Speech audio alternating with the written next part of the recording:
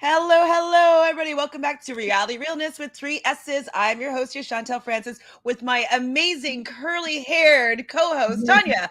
How you doing today, Tanya? I'm great. Just Wednesday night, usual routine. Can't complain. I have my space heater on, so I'm warm. I got new slippers, Ooh. Taurus, so obviously. My Is toes it are cold wet. outside? Is it cold out? It's not that bad today. It's not that bad today. It's above zero today, but it's cold in my apartment. Like our radiators are not very good. They're super old. So it's Mm-hmm. a little bit nippy in here, but I'm good now.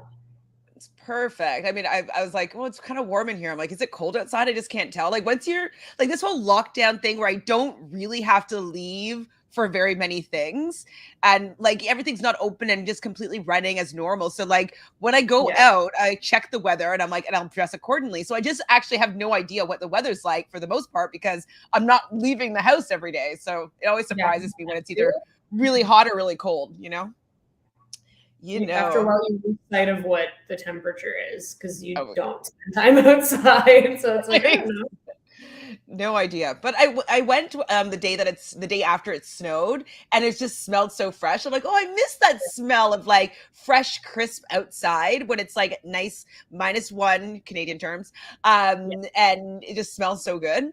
But then I haven't been outside since. So hi, Miss T Yeah. Joy. Thanks for joining us. Thanks for being here. So, we're here to talk about The Bachelorette. But if you haven't done this already, just subscribe, be part of the fam, come and chat with us. We love talking to everybody in our chat about this episode and all the gossip, etc., that's going along with it. So, I think the first thing to talk about, because we start the episode with Tayshia talking to Michelle about like this being a pivotal week and like you're going to learn a lot about the four guys that she's taken to their hometowns because you're going to see them in their element, we'll say, with their family. So this week, we also found out that Tayshia and Zac are actually done. I think we were speculating last week that it was a break, and now it's official that it's done and that she's kind of been quietened from speaking about it because she will be releasing her thoughts, feelings, whatever, a statement on the Men Tell All. So, do you have any thoughts regarding her right now when we're watching this being the person giving advice to Michelle? And what do you think about, her? It's official that it's kind of done. Yeah. It is unfortunate, like we talked about when they were on a break. I'm not super surprised that it was ultimately a breakup. But I'm curious what she's gonna have to say. Like, when did they announce that she'd be saying it on the mental, or did she say? Ooh. Um, I don't know if it's just like right now, like through the social media Okay. mumblings. I don't know if I like heard on a podcast or something, but I've heard it a few times now. So I'm not sure where the original source was. But I think that she made her publicist, I think, made a statement saying that she was going to speak about it on the Men Tell All. Okay. I mean, I'm This curious what she has to say. I can't imagine that their breakup would have been super messy, but maybe there's more to it than we know. We don't really know much. We just know that they're not together anymore. So I'm curious to know what her perspective will be on that. Me Has he said too. anything about it though? Has who? He? No, he hasn't been said anything. So I'm wondering if they have to keep quiet by Maybe. being under contract still, and they need to share their truth, their story on the Men Tell All, since she is the host of, well, one of the hosts of the show. So maybe that's why they haven't released an official, well, I guess more Yeah. clarifying statement. I wouldn't be surprised if that's the case. But also, though, I wouldn't be surprised if the reason why they broke up is because she's the host of the show, is because she has a commitment to Bachelor Nation and sharing their life so publicly and whatnot.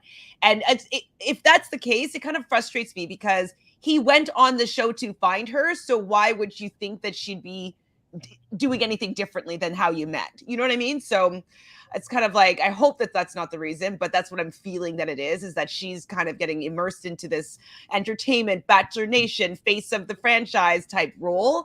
And I don't think Yeah. that he's really as comfortable playing her plus one and like making appearances and stuff like that.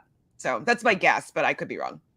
Well, and if you're the face of the franchise, or like they're investing that time in you being a host and host of the podcast and whatever other appearances she has, you kind of have to be a yes man for the company. And it seems, this is not shade to her, but it seems like she's comfortable doing that. Like she doesn't really like get super critical about it. She's talked about like stuff that's happened with people on the show, but not really so much about production in itself.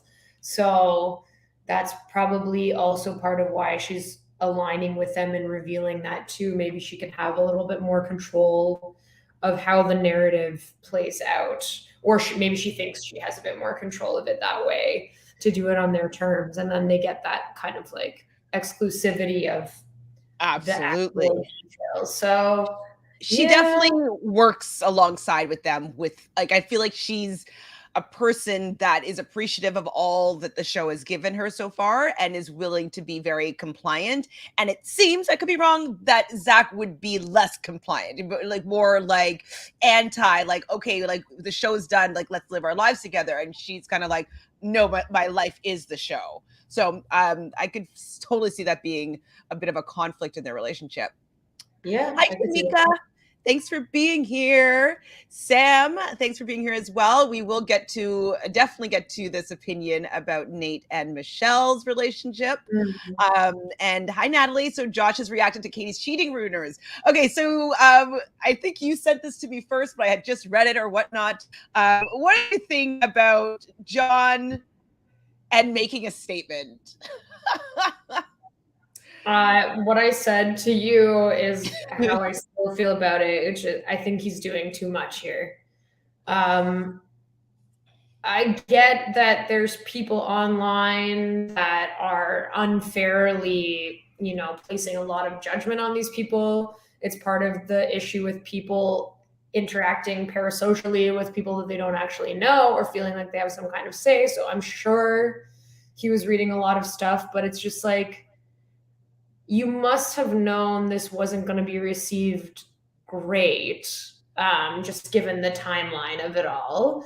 And I feel like this was just not necessary for him to provide in such detail about, what he wants to share about their relationship. I think like the actual message itself was like pretty well written, but I just don't think he should have even addressed it, honestly.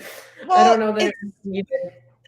I kind of like, I understand wanting to stand up for your girl and like want to feel like you're a supportive partner, and that, I understand him wanting to take that position. But like, for me, when I didn't even read the whole thing, I just kind of eye rolled when I saw him like making this declaration and telling the fans what they should and shouldn't do and how they should and shouldn't feel. And I was just kind of like, who are you? You were gone week 3. Like, I don't know who you are. I don't actually care about you and Katie getting together. I just thought it was plenty rude that she kind of did it in a very messy way. I guess that she gave what she promised, like you said.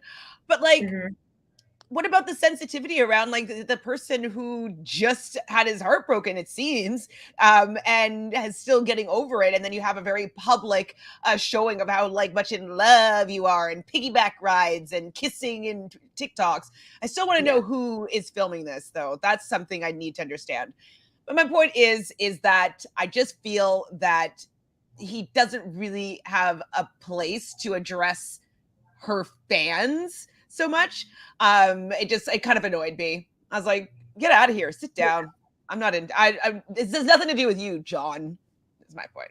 Well, and I'm of the mind that like he's right. Like I was reading some of the comments. Reddit is just like so, especially like that main Bachelor subreddit is really difficult because there's a lot of like really bad takes on there, and a lot of people. I find a lot of their user base is like probably white women, because they did a census like yearly on there to see, it's like probably white women who consider themselves to be liberal.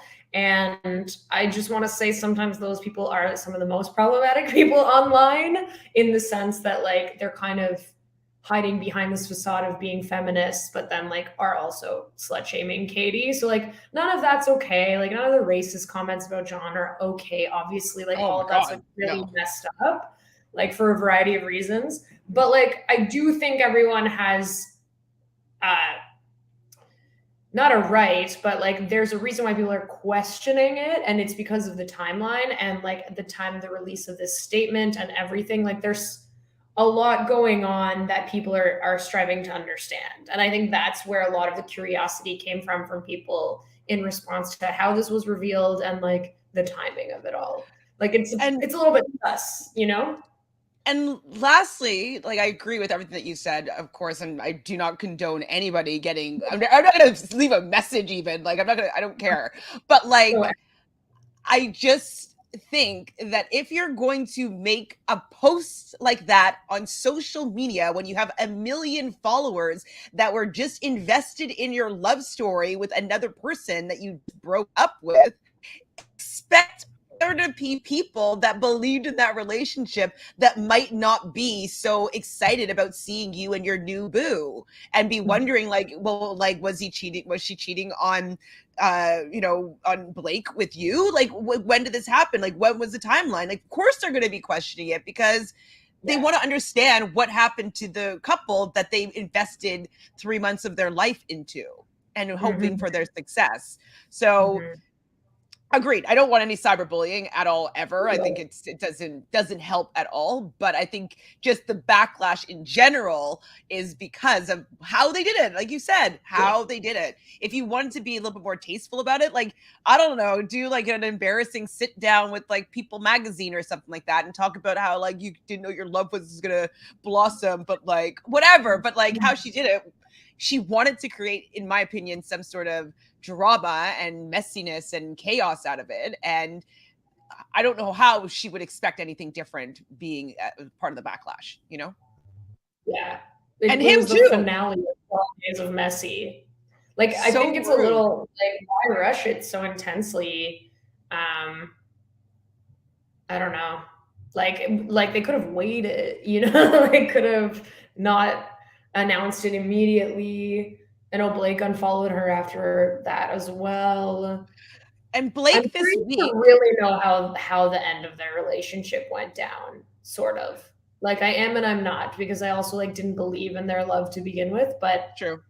I am curious from both perspectives, like what actually happened.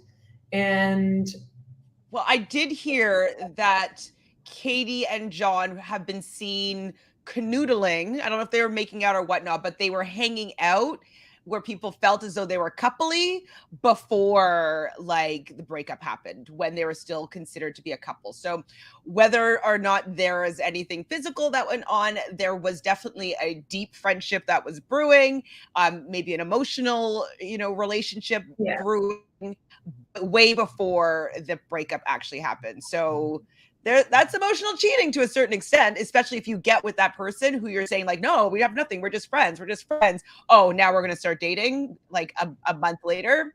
So do what you want, Katie, but if you're going to post it on social media, expect people to judge in a certain, like to a certain extent. hmm, I was gonna say something else, but I don't remember. Oh, Blake was on Bachelor in Paradise Canada, their after show, and mm, it was on I guess Sunday. I don't know if they film it in advance or not, but he just looked so sad. I'm sure that when his publicist booked that appearance for him, maybe Katie was supposed to be there with him. Maybe it was supposed to be like, oh, we have, because like we know that Brendan, his friend, is on that season, so he was coming on. But he just seemed really sad and kind of deflated. And he used to be quite positive and like always kind of looked on the bright side, and it just seemed like he didn't even want to do that. And so I think that this breakup has really affected him, and that would have been after the John uh the seeing what happened with John. So I was impressed that he wasn't crying, but like he did, in my opinion, look quite sad. yeah. Well, especially if he was blindsided or, you know, as Tamika's saying here. Hmm. See, oh, no, I mean, I don't know what happened. And like you, I do want to know more, kind of, just because I just need to understand the timeline. I want to know what she actually did, or he did, or what happened. I do want to understand a bit better. Yeah. I mean, we talked about them for so much. We might as well understand how this We ended. so much time in that relationship, And unfortunately. we didn't even want to, and like they forced it upon us, and then we don't even get it. We don't even get the conclusion of it. We also need to feel like it's tied up in a bow. We understand, like, what's it called when you get some closure. We need closure. We need We closure. want closure. So Dabu says, so Tayshia's getting a chance to control the narrative on top of her team releasing the breakup statement. Not a fan of this. Are you a fan of controlling the narrative? I mean, I know that's what we just said we think is happening. I don't know that I view it as like sinister in intention. I think it's just the way that she's going to go about revealing it. Yeah, I think it's probably in her contract, and she also, if she's not going to stay with him for 2 years, because maybe that was like the negotiation, like stay for 2 years, or you're gonna have to do a tell-all. Like maybe there was like some sort of negotiation. Yeah. Okay, so Tamika was in a clubhouse about it. If you have any more details, Tamika, that would be amazing. So people close to Blake who know Katie definitely blindsided. Okay, Katie definitely blindsided. Yeesh. I mean, it seems that way, but who knows? Okay, so before we get into the hometown dates, we see Nate is really nervous. Then Caitlin comes in and kind of talks about how they brought their families to Minneapolis. So I wasn't necessarily a fan of this. What do you think about it? Like, I know it's COVID time, so in an ideal world, I would have preferred to have them go to their respective hometowns. What do you think about them coming to Minnesota, their families? I think that they should not have lied and said that traveling was happening this season when the only traveling that's happened is that they went from Indian Wells to Minneapolis. That's not the return of travel in any capacity. And this is exactly the same thing as having all the dates in one place, except it's in her hometown instead. So I guess it's like marginally better than it's not on a resort property. Yeah. And adjacent. But no, I agree. Like, I'm just kind of like, I don't. So far, Minnesota looks like a fine town. We already talked about it being reminiscent of Toronto. It is like a normal city.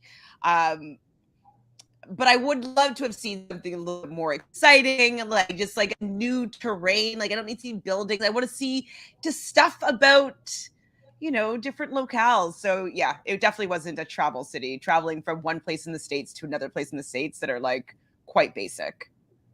Yeah. And I mean, I guess they saved us. I will give them this. They saved us from them recycling their same props that they've used for the last several hometown dates and like setting the scene on resort to at least being able to go places out and about. So we got to see an apple orchard or like a skate park. Like, great. We did something else. Was it a skate park? Well, I don't know. It looks like a skate garage, but nice. A few ramps in a garage. But either way, it's better than like what imagine the producers constructing a ramp. You know what I mean? Like, they wouldn't have even done that. We would have gotten the same dates that we got the last 3 times. So at least we got that. It's true. Oh, Natalie, is it possible that Katie was using Blake and was the Bachelorette for the wrong reasons? Oh! I mean,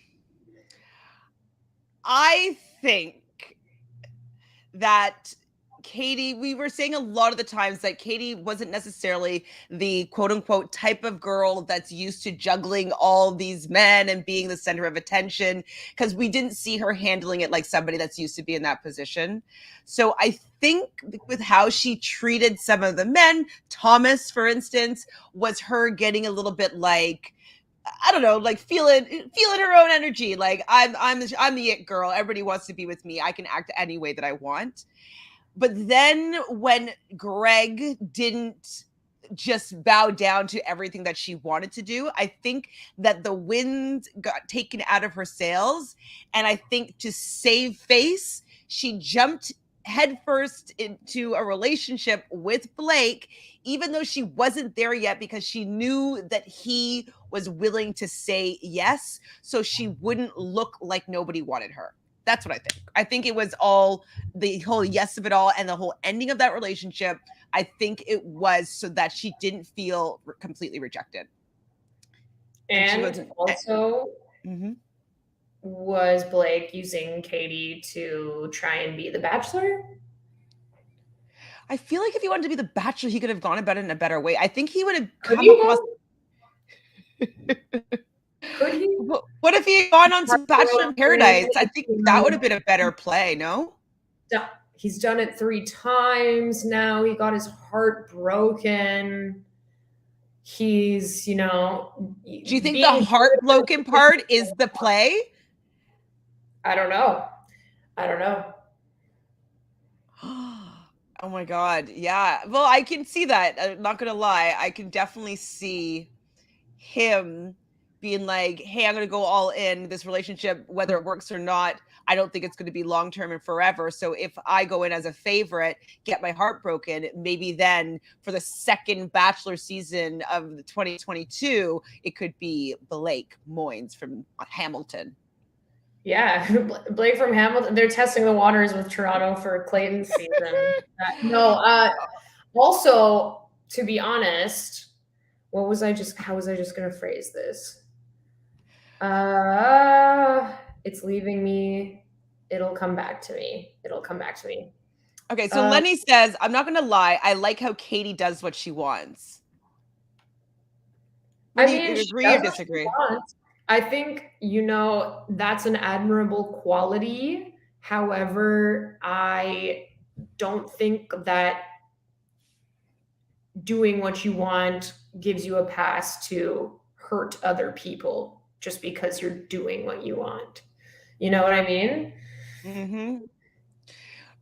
Exactly. There can be, like, I feel that Michelle does exactly what she wants. And I don't feel like she's hurting anybody in the same type of, like, disregarding people's feelings. Like, she's very considerate more so of people's feelings than just doing what she wants. And so I find that I enjoy the balance that Michelle has of a similar quality than to how Katie manages doing what she wants. I remembered what I was going to say now. Go ahead. This is why the fandom shouldn't decide relationship pairings before it begins, because everyone online was talking about this idea of Katie and Blake, which led to their interaction, or their interaction led to the speculation of them being a potentially great couple.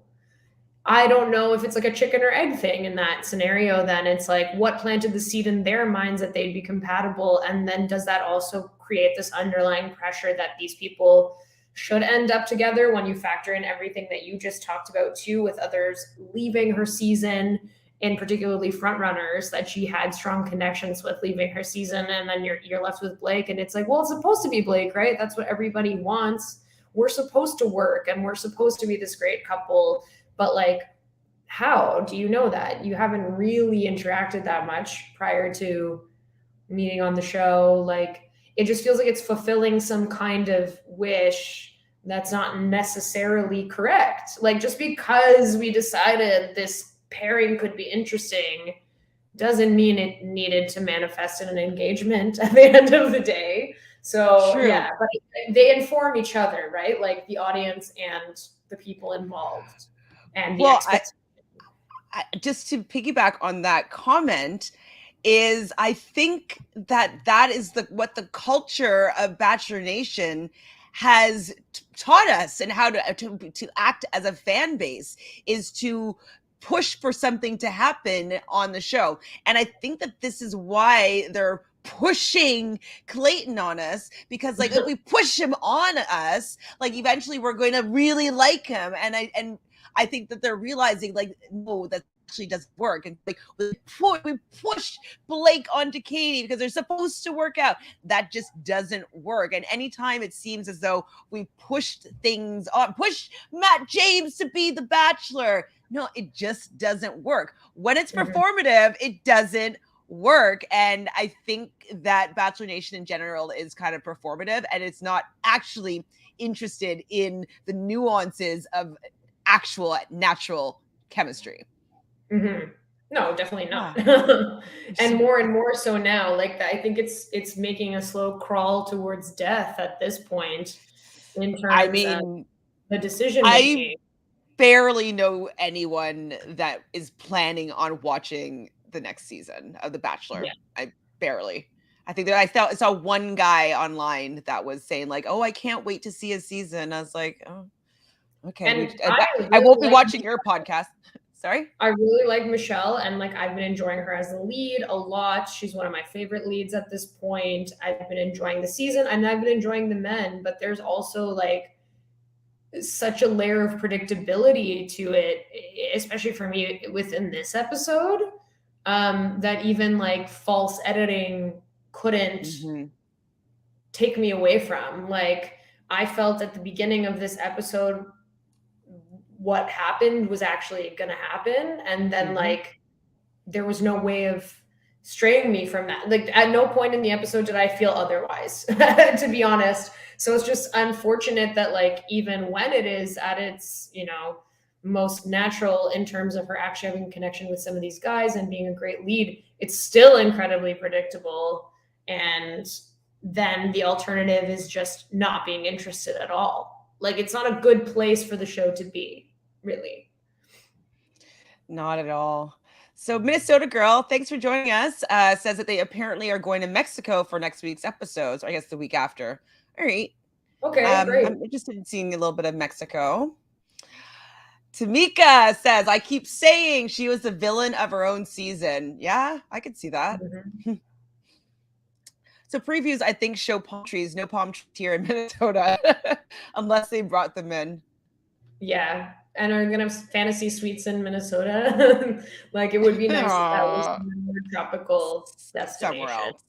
Somewhere kind of sexy. No offense, Minnesota Girl, but I wouldn't be like, oh my God, this sexy fantasy sweet city is Minnesota. No, you want to be like Paris or like, I don't know, any city of love, like Italy, Spain, Mexico even works for me because it'll be nice and hot.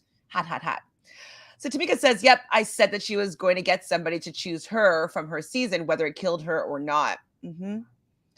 By the end, yeah. Really, definitely. Hi, Jelly Donut.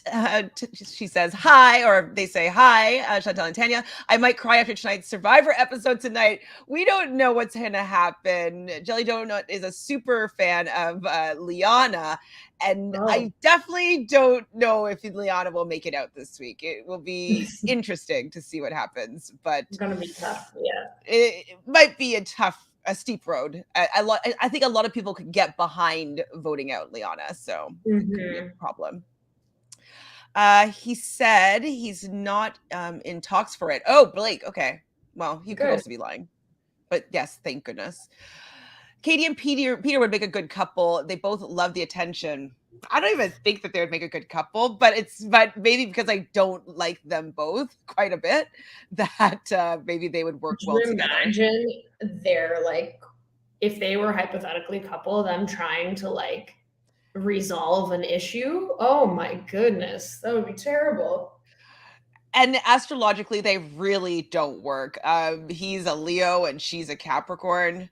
No bueno. I think that John is Pisces, if I remember correctly. So he will be like beta enough for her. And I think that that's probably why there's a good balance right now.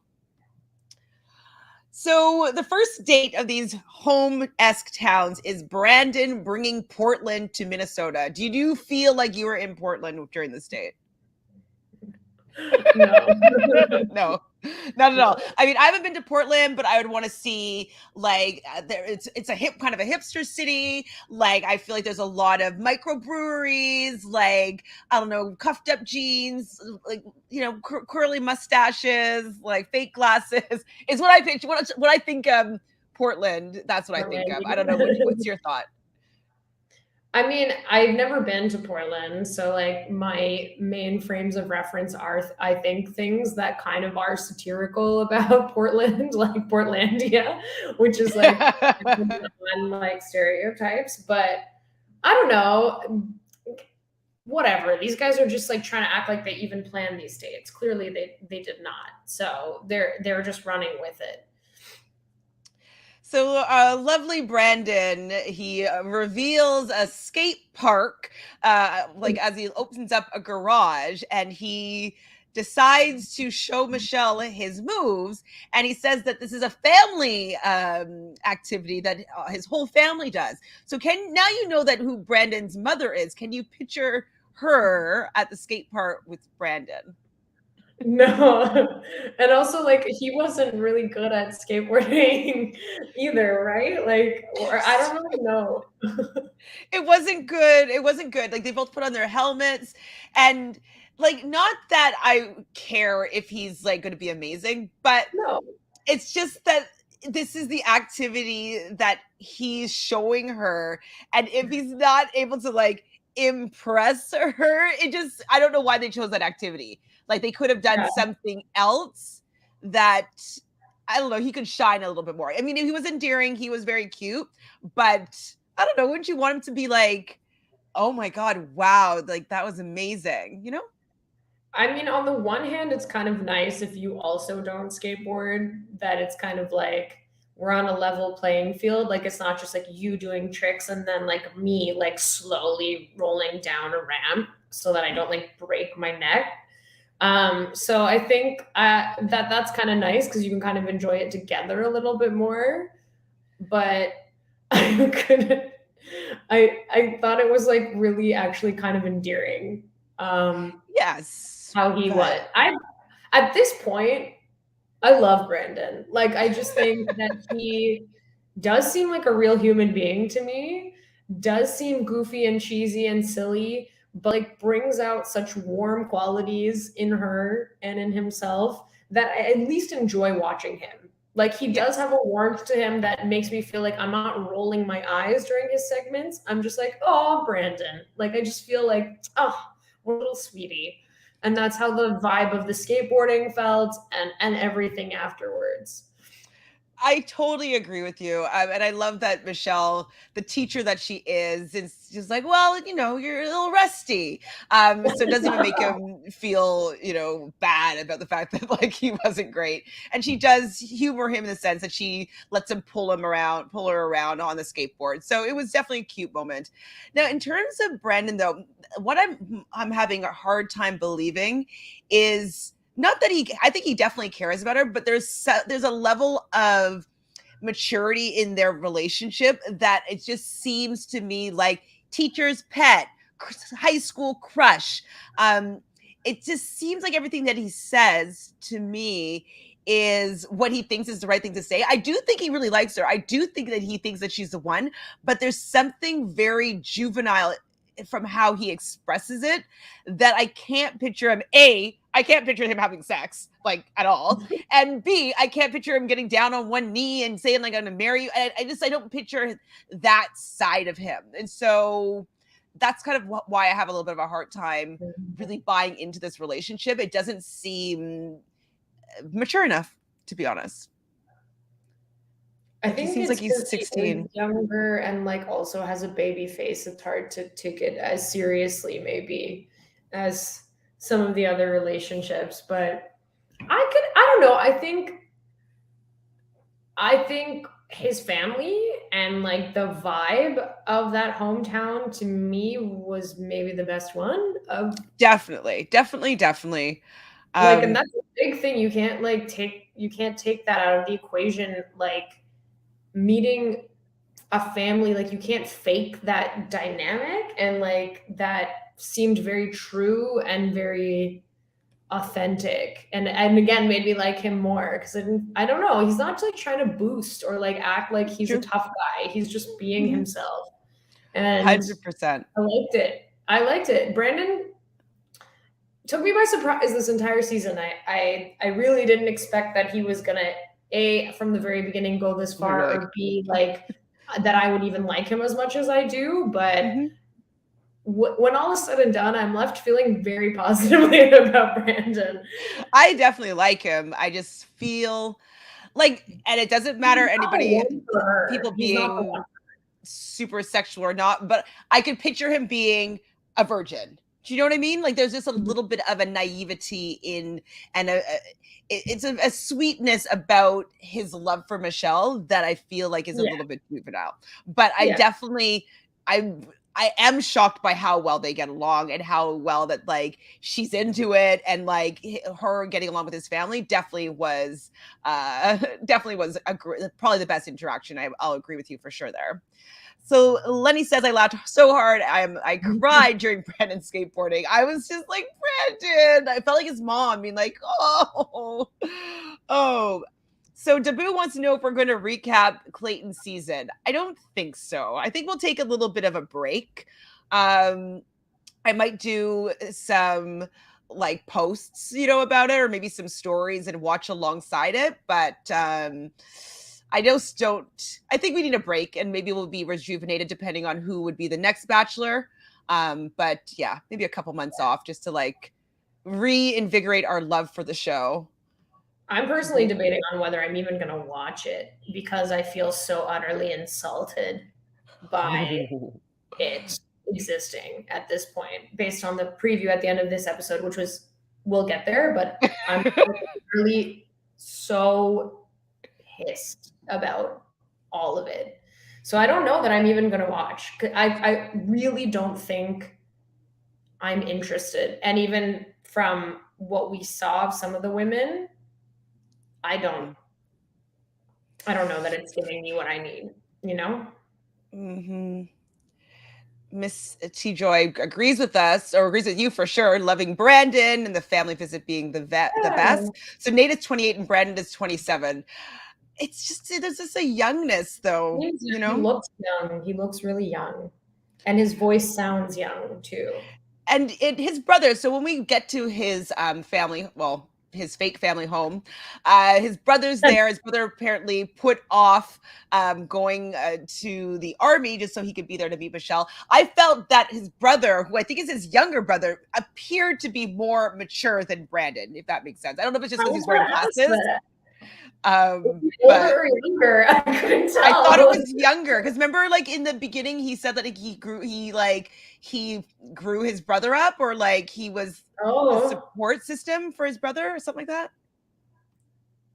Anyway, I think he's a younger brother. He looked younger to me initially, and then I just like quickly went back and watched the interactions with the families for all four before we did this, which, by the way, watching them back to back really shows the stark differences amongst a lot of them, but and a lot of similarities with the moms.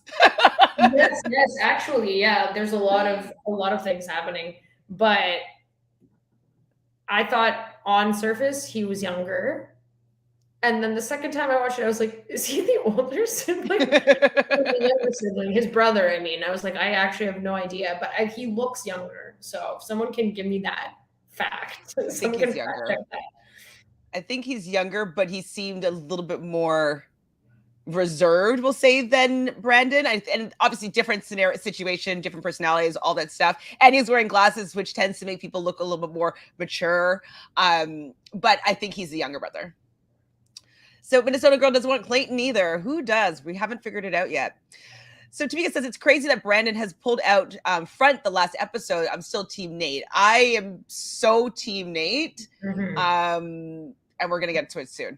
I will not be watching Clayton. See, like, nobody's really watching the show. Like, I don't think I'll mind watching it with, like, if I'm making dinner or something and it's in the background, but I'm not going to be like taking notes and really being invested in the story. I can't imagine that being the case. As long as you do a recap of the challenge, I'm good. No, always the challenge. is will never ever go away. Like as much as the players drive me crazy, I will always cover that season. Or that show. I love it. So, anything else about the hometown, like the family meeting with Brandon's family? Did you write anything else down? I think the interaction that she had with his father, David, was really cute. Mm-hmm. Just the way that they were like bonding over. She was like, "Well, if you're going to be in my family, like you got to fish. Like, do you fish?" And then they talked about that, and then they talked about basketball. I thought that she was like very calm in herself in interacting with his family. I feel like with some of the other ones, particularly with Rodney coming up, she was a little bit more presentational. Mm-hmm. Still being very kind, but like I feel like with certain people, she was answering questions with a little bit more like Warmth. of a genuine warmth to it, as opposed to just like, I have to like have these Perfect answer. But then the last thing is she told him that she was falling for him.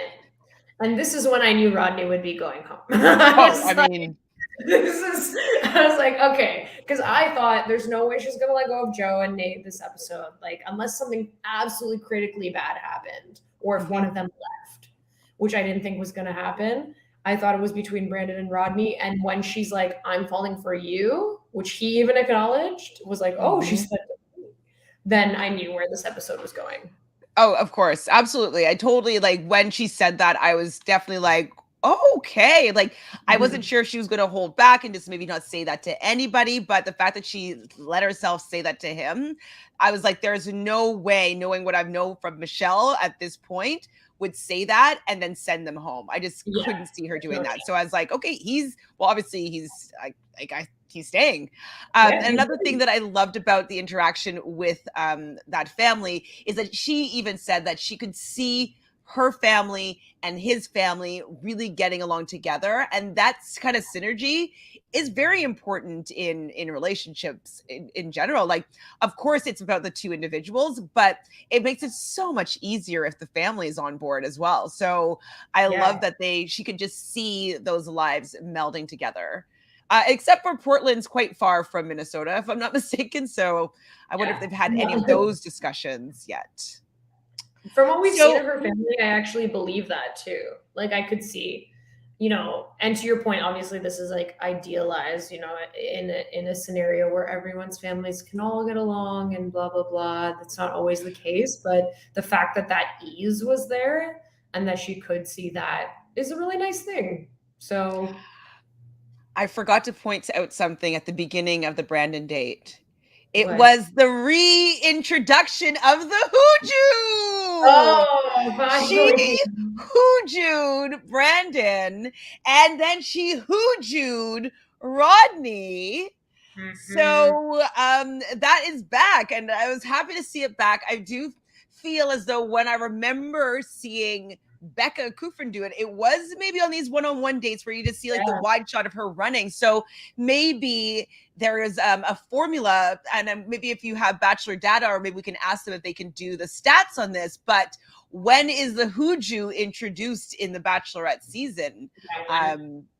Like which dates, or is it like the first one-on-one, or is it on the hometown? So I'd like to maybe see if I can find that stat. But the Hooju is back. We didn't think that she would do the Hooju this season. Yeah, but we were wrong. Nevertheless, they persevered and they made it happen, because this is what you do when you're dating people. You just run and jump on them like this. Yes, just to clarify, if you guys don't know what the Hooju is, it is the hug jump. And so it's when usually, I've only seen it when the woman is running towards the man, they jump and wrap their legs around the man's waist, and they usually do like an awkward kind of kissing moment, and then they come down. What was the group the podcast that you said that spotted this, and they do the rankings like it's a sport? This is Game of Roses, who I believe also has a book coming out. This is free ad time for them. They actually also wrote a book about how to win the show. Did they So give that it's to like all of their terminology and like everything that they've coined through their analysis and everything. So if you're into that perspective, then I highly encourage you to listen to their podcast. They do a really great job of breaking it down and also sometimes even assess the hooju's. So Wait, what's pretty the, I funny. always ask you what the name is. I probably do follow them, but I never listen to them. So what is it again? I'm sorry. Game of Roses. They're Okay, no, Roses. extremely popular in Yeah, terms no, of I don't. I Bachelor definitely podcasts. didn't. I send you something of Game of Roses. Maybe I'll save it till after. No, I will do it now. Yeah, most of the memes we exchange are from them at this I point. I just need to show everybody this. No, it's Bachelor Clues. This one. Um, guys, that one, and then there's so. This is Bachelor Clues, but I thought it was the other Well, one. Bachelor Clues is one of the hosts of that podcast, so that's what dead. It's like I can't deal with him. that I had to share that. That's hilarious. All right, so we do get our second hooju of the season and of the episode. Now I didn't have a chance to go and fact check this, but is there actually an apple called First Kiss in Minnesota? Because Rodney claims that they are going to be on search for the apple that only is in Minnesota. Actually, Minnesota girl, do you know if this is a true statement? An apple called First Kiss. Yeah, there is. Oh, Yeah, that's cute. Okay. it's a cross between a Honeycrisp apple and a variety called AA44. Oh, Good to know. I mean, I don't know what AA44 is as an apple, but I'd like to try the first kiss apple. And I thought it was cute when Michelle was like, "Oh, let's pretend like this apple's like a mistletoe." They were obviously tossing the apple into the basket and doing the apple picking. So it was a cute date, especially since he came onto the scene in the apple costume, and the running joke between him is all about apples. So it's lucky for him that he has such a great storyline that they could like really develop this date around him, even though the apple picking is not that interesting. What do you think of this little mini date? They need to so by this week, is this week 7? If we're still doing the apple thing, is I don't know how much the relationship's developed, my guy. Like, Right I don't think that we've gotten too far here because this now, is literally where we began. and then to double down on what you're saying is he blindfolds her now, so I guess maybe it's like the full circle, and feeding her like butterscotch or whatever, and she was able to guess that it was butterscotch. Butterscotch is a very distinctive taste, but anyways, the fact that she knew butterscotch wasn't very wowing to me. And then he kisses her, and I was like, "You guys already did this," and it wasn't elevated. It wasn't something a little bit different, other than the fact that it was him blindfolding her. I thought it was kind of weak. They seem like two friends. Yeah. Like, and I know that's his whole thing. Like, oh, this keeps happening to him. You know, he's the underdog, and I totally get it. I think Rodney seems like a lovely human, but like, this was a friend zone hometown. Like, it felt very like we're friends and we're hanging out and we're having fun and we're teasing each other and laughing. Like, even the clip that they played after where they're like doing like that kind of like fake like apple like advert, yeah, whatever, it feels friendly and funny but not romantic. Yeah, it's so best friend vibes, and like it's so best friends vibes where he's in love with her, but she just thinks that they're best friends and doesn't like it's kind of romantic comedy, not gonna lie, but he and doesn't get the girl. Respects him, like she likes him enough and respects him enough. She posted afterwards on her Instagram, just like, you know, really kind things about him. Like, I think she values him enough as a person to be, you know, enjoying the time. But as a viewer, you're kind of like, okay, well, we see where this is going, really. Hi, B-Bean. Thanks for joining us. So B-Bean had to look up this apple, this first kiss apple. Hooju or Hooju, however Well, you who's prefer your to write it, stands for hug jump or hugging jump. It's so funny. That's funny. University of Minnesota breeds lots of apples, so lots of navel apples here. Yeah, Okay, I'm that's what it interested. says. That's what it says online that they So Sam have. says, personally, they should have given him a date personalized to him or what he did as a child, not boring apple picking. Well, Yeah. the apple picking though, it relates to her story, never been asked to apple pick, him coming in an apple costume, and that's their storyline for the season. We didn't get to learn more about Rodney, and I agree with you guys about like where has your relationship progressed if you don't have another inside joke or another thing that you want to show her or be like, oh my God, like that you have to experience this. This is my favorite thing to do. Like we didn't learn more about Rodney in this date than we learned about him throughout the rest of the season. With Brendan so far, as much as like he wasn't great in that moment at it, but we did learn that he likes to skateboard to a certain extent, and that was just something new about him that we learned. And he did bring a part of him to Minnesota, and I don't think that Rodney did. So maybe the producers did him dirty and knew that he wasn't going to be making it past, so they're just like, let's just give him this cheap date. Or they just clearly assigned him that date and we're like, that's what we're doing. We're doing apples. And then it's just kind of like, that's what you have. Because again, I don't think they actually have much say in what it is. I think it's just kind of like how Michelle doesn't really plan her dates, but you have to kind of sell them like they were your idea. Right. Yes, he didn't sell this. Got a not Not good at all. Got a not good option. So they do, hold hands while they're riding a bike. It was okay. So her dad, or his stepdad, he calls Pops, and his mom. Ooh, what is his mom's name? Did I not write it down? Carrie. So I found that his step. Oh, my phone's dead. Darn it! Looks so skeptical the whole time. Like his facial expressions were like tried to like not look as though he was skeptical, but I really felt that he was just like, what process am I in here? Are you really in love with this girl? I don't know if I believe this. And like I was pretty much chuckling for him and Joe's dad the whole time. Oh yeah, I know. Just with these skeptical looks. But I did find that Rodney seemed really happy around his mom. His mom says that he, they're best friends and whatnot. And she was asking Michelle some real questions about like, I don't want my son to be heartbroken. Like, why do you want to choose him? And she kind of had a little bit of paint by numbers in an answer being like, well, if I was stuck in an airport, like I'd want to be with Rodney because he makes me laugh. And like, that could be true. She didn't lie, but that wouldn't sell me on the love that you have for my son. It'd tell me like, oh, he's a really great best friend.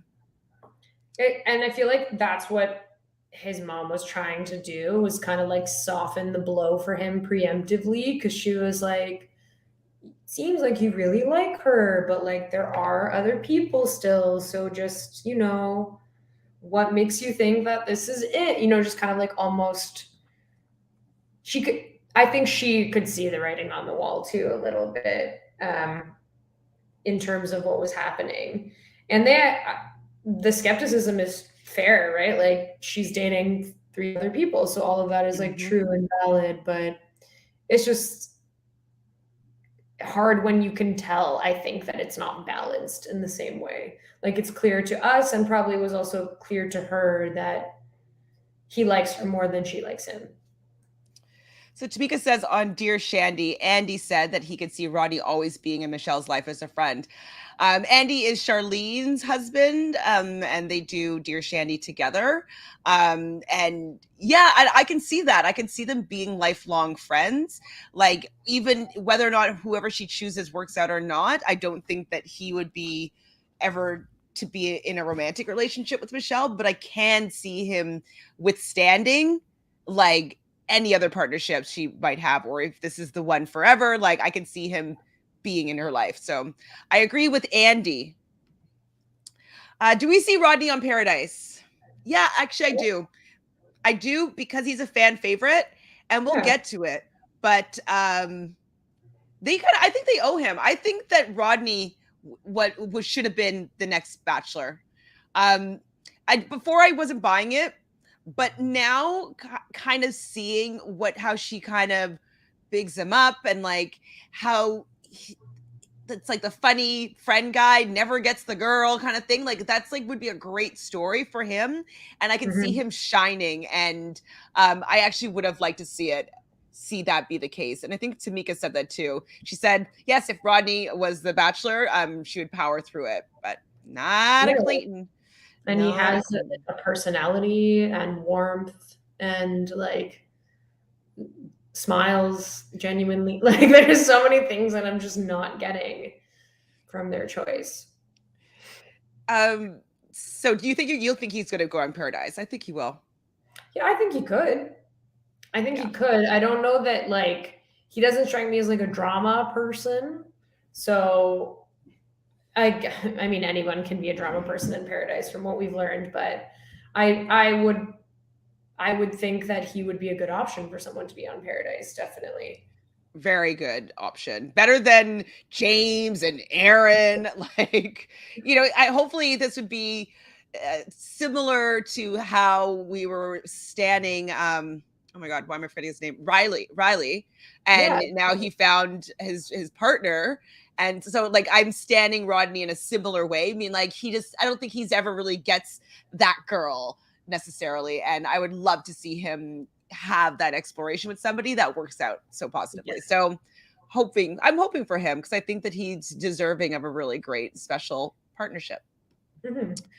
I do have to say that when Rodney was talking to his mom and there was no jokes, his face was serious, and he was just talking about like how he was feeling, the seriousness in him, I was like, did Rodney just get hot?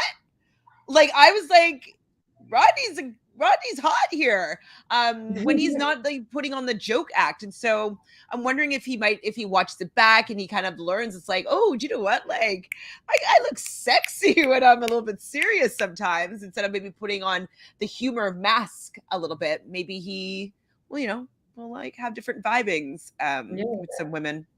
He contains multitudes. He's got it all. Big Rodney fans. I wrote down actually what he said. He's like, no joke, she is amazing. And then I wrote, he is hot when he is so serious. So, I mean, I think what's quintessential about these fake hometown dates is that there's a bench outside of this triplex. And so they sit outside the triplex, and he says that he's falling for her, and she doesn't say it back at all. And they do, of course, another apple pun, being the apple doesn't fall far from the tree. I don't know where that pun happened, but I think it was when they're on the bench. And that's when I knew that she was being very careful with all of her words, because I didn't think that she had intentions of having him move forward. Unfortunately. Love you, Rodney, though. You got some fans, so I'm hopeful for his. Is there anybody in Bachelor Nation that you can think of off the top of your head that you feel may be a good match for Rodney? We're not going to force anything. Putting a pin in that. Let that simmer. Because, like, I wonder if there's anybody that he likes or like maybe would want to see in Paradise type thing. Think about that. So our next hometown is Cutie Pie Joe. No Hooju. Why no Hooju, do you think? I think it's because Joe, like, walks like he's like floating on like air. You know what I mean? Like, he just seems like a little baby bird or something. Like, he's always just like walking lightly and carefully, and just like carries himself with this just like quietness that I would be afraid to Hooju someone like that. I'd be like, are you going to be able to catch me, sir? Like, like, I know he physically good, but he's just like so like gentle, you know? Like it's not the type of person that you run full speed and like I don't think he takes well to just like sudden things. Like it just doesn't seem like his vibe. But I was especially noticing like his posture and like the way that he walks and just like the way that he is. He carries himself very differently from everybody else. So I'm not surprised that there wasn't a Hooju here. I wasn't surprised that there wasn't a Hooju, but I was surprised for the fact that two Hoojus, why not the third Hooju? I was like, I thought that maybe it would have been pushed upon them by the producers, but from all the things that you said about Joe and his demeanor, I don't know if I'd be comfortable with the Hooju with him, except for the fact that he seems to have a little bit more ferocity when he plays basketball. So basketball Joe I could Hooju, but date night Joe, I don't know if I could Hooju. I don't know. So they don't take him to Hopkins High School, which is where he went to school. Apparently, it's a very multicultural school. We like it. We learn a little bit about Joe being that he didn't like math or biology, so he wasn't in one particular hallway very often. And then he said that he's always wanted to do this. He used to hang around at some little corner thing. It looks like a coat check. And he hoists Michelle up onto this ledge and they make out. So he's always wanted to do that. So did he not get lots of girls in high school? I feel like that's what he's implying, which I'm personally surprised by, but maybe he's just one of those kids that was like focused on basketball, like doing that, is shy as we know, and like just doing his thing. Like I'm not really sure what his high school dating life was like, but you would think that he would be very popular in terms of having people want to date him. Yeah, but I guess he is so quiet and he's probably Quiet. really focused on basketball that maybe Mhm. but like didn't he just like didn't all the girls just throw themselves at him at basketball? Like I just feel like I mean, we don't You know what never people are like know. in high Yeah. school, but I would and maybe he's a late bloomer and maybe why he ghosted is because he's not used to having attention. Like maybe I don't fully know him that well. So he does ask Michelle to go to prom, as they both have never been to. Well, I don't know if she has been to prom or not, but he's never been to prom. She was the last asked to prom, so I don't know if that means she didn't go or not. But he does ask her, and I thought it was really sweet. It was cute, and I thought her dress was fire. I really liked that red Yeah. dress that she was Looks wearing. I was good. like, you look good. They did a lot of cute things. They looked like a couple in the photo booth. Yeah. They were vibing pretty much. I would have liked to see a little bit more dancing because like he kind of just doing like a little bit like kind of not real dancing. Yeah. And I want to know what they were dancing compared to Oh, the what they music played. that they played. That was bizarre. I guess they couldn't get a live concert for this one.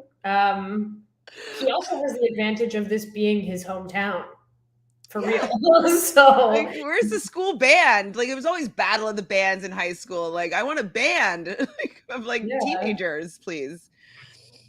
Yeah, I wrote, what is this music? I It know was that so was. bad. It didn't even match with what they were doing.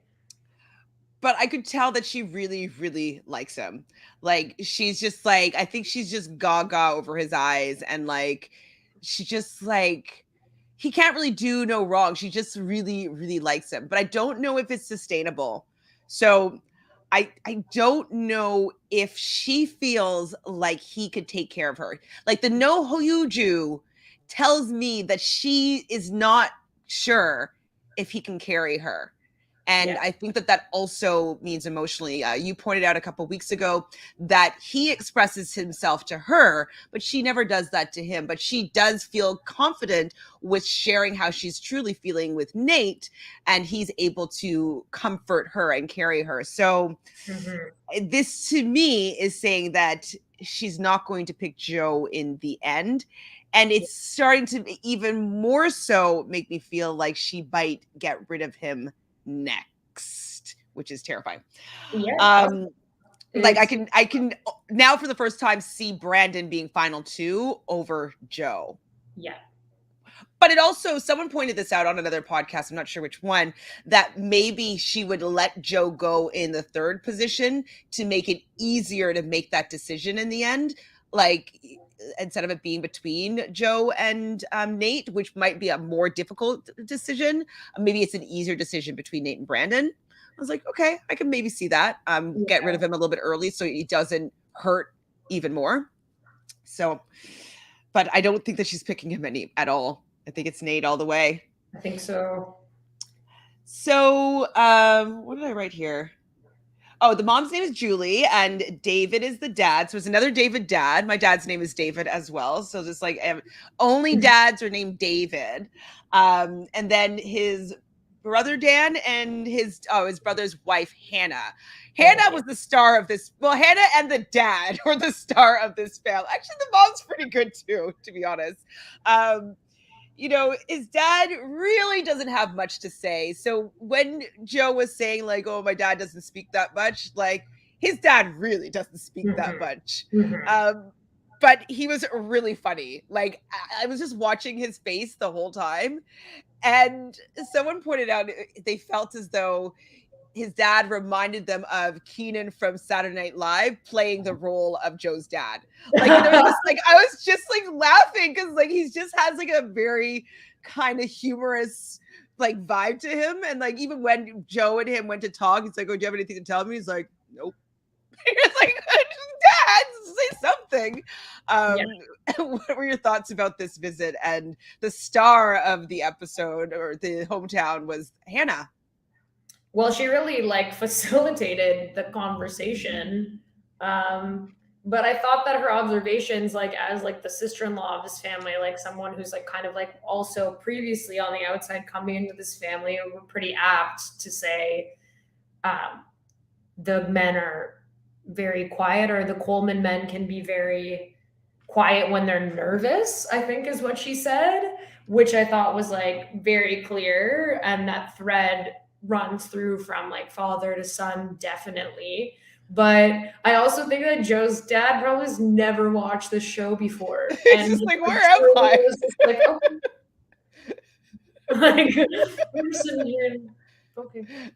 I laughed so much. Like, that's nice. Like, that's all. It's like, oh, these guys don't talk about their feelings. No. Also partly why this divide is setting in terms of the Joe versus Nate and shifting so much more towards the Nate is, and the sister-in-law, I think, mentions this when they're all talking together, like Joe and Michelle and her husband, where she's like, I can tell you're confident and that you could challenge him and he needs someone like that. And it's like, yes, I totally see that. But what does she need? I think maybe she also needs someone who is a little bit more challenging to her as well, in the way that Nate could be like pushing her more in that direction.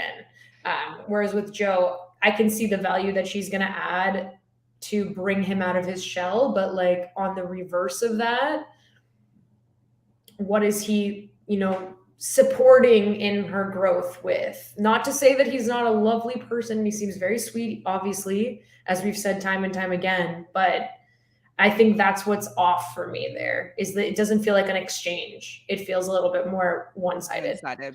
Absolutely. And what I was feeling about this is like, they're a lovely family. And I thought it was hilarious that the sister-in-law was like, I hope it works out because we'll probably see her at the supermarket, which is it's like a nice reality check. That's like, now that you know who each other are, you'll probably bump into each other more often or see each other in passing.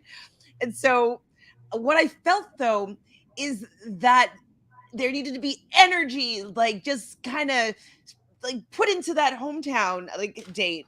Like, where was the spark? Where was the excitement? Like, there was just like, I felt like she needed to be this light, and she needed to go and she needed to do everything. And as much as she's very capable of being the star of the show and being that bright light and entertaining and being helpful and passionate and whatever, it would get very tiring to consistently have to turn it on all the time and have to lift all these people up and have everybody be excited. You know what I mean? It becomes a lot of effort when it's not balance, always being the light and bringing someone up and being the star and all that stuff. So I totally can see her realizing that that might not be the life that she wants to have and the role that she wants to play for the rest of her life. Mm-hmm. Oh, but sweet Joe is so handsome. They're outside on the bench after, and he does say, I'm falling in love with you, and I feel like you are that special person. And she says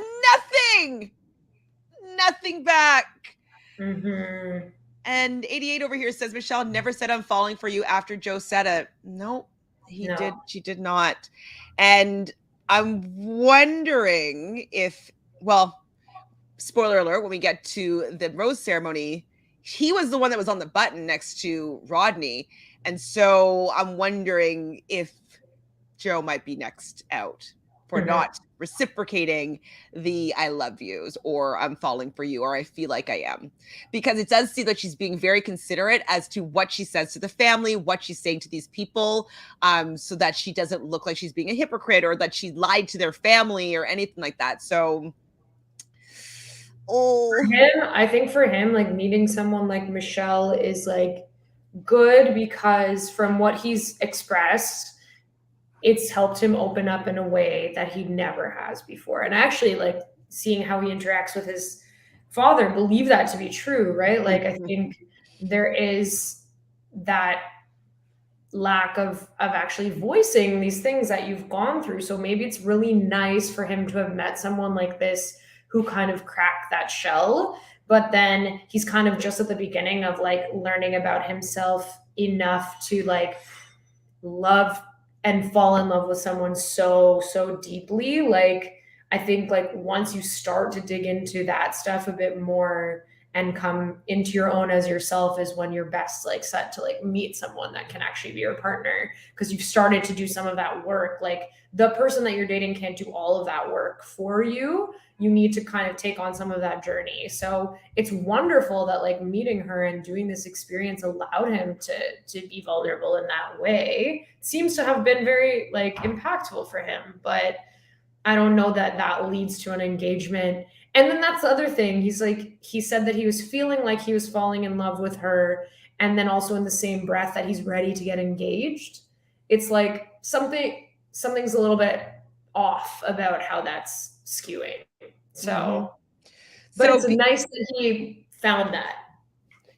PB wants to know if we believe Joe when he said, I love you. Well, he said I'm falling in love with you. I believe he's falling in love with her. I don't think he's in love with her. And I don't, I think that he's falling. I don't think he's in love though. Charlene, hi Charlene. I think it's contextual to like whatever his like frame of reference is for love. You know, like I think compared to other things, he probably does feel like he's falling in love with her, but maybe absolutely. I don't know. Hi, Roxana. So Roxana says, Michelle learned from Matt not to say I love you if you're not feeling them. Yes. I mean, it's good. It is good, so that they don't really, it's not like they would already kind of know. It softens the blow a little bit, not getting that reassurance back. And this also paints a little bit for Greg's defense, right? Like, Greg just wanted her to say something to let him know that he's the one, and she wasn't willing to do that. So regardless of whether or not she was going to pick him or not, like that's what he really needed to feel safe. And I know like we've gone back and forth about like how Katie did that, but and like whether Greg was being narcissistic, all that stuff that came out around that. But we're seeing here that she was being selective with who she was saying, I'm falling for you, or I feel like I'm falling in love with you, blah, blah, blah. And so if we'd use that same logic, if that was Greg, and I'd be like, well, if she's not saying it to me, that means she's not into me. So just saying, I would probably have taken it the same way and be like, you're not into me. You would have told me that you were something. You would have said something, and you didn't. Hi, Sophie. Thanks for being here. Oops, this is what I want. So she was taken aback and a little disappointed with what Nate's parents had to say. She's really feeling him. Okay, yeah, we're going to get to Nate's portion of this episode. She does say goodbye to Joe with a good night, Mr. Minnesota Joe, which I think is cute. I like that she has like a little nickname for Joe and like Mr. Basketball, Minnesota Joe. It is cute. And I do feel that she wants it to be Joe, but her heart's telling her that it's not. I think that that's kind of what's going on. And I wouldn't be surprised if, the ghosting situation, like, even though he said that he was in an interesting place in his life, I think that that still might creep up as to like, this is how he deals with his feelings though. And I don't know if that's something that I like him to shut down again or just tune me out. So, Joe, you're so cute though. Now, Nate, we're back on the Hooju train. Nate gets a Hooju. And I wrote, they have chemistry. Like, they just have a good time. They have a good vibe. They're all smiles. They're just like flirting. They have banter. They're teasing each other. Like, all these things that you can tell they enjoy each other's company and want to do things with each other. So there is that friend vibe that she has with Rodney. And then there's also like the romanticness that she has with both Brandon and Joe.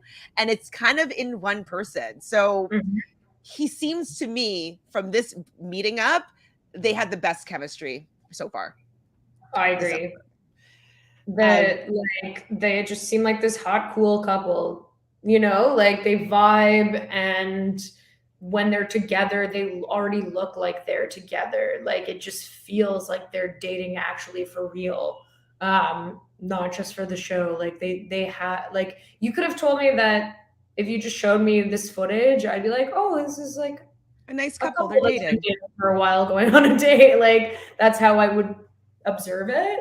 So the chemistry is most definitely there, and not just there when she's playing basketball, or not just there, like it's there all the time. The competitiveness and them like paddleboarding together.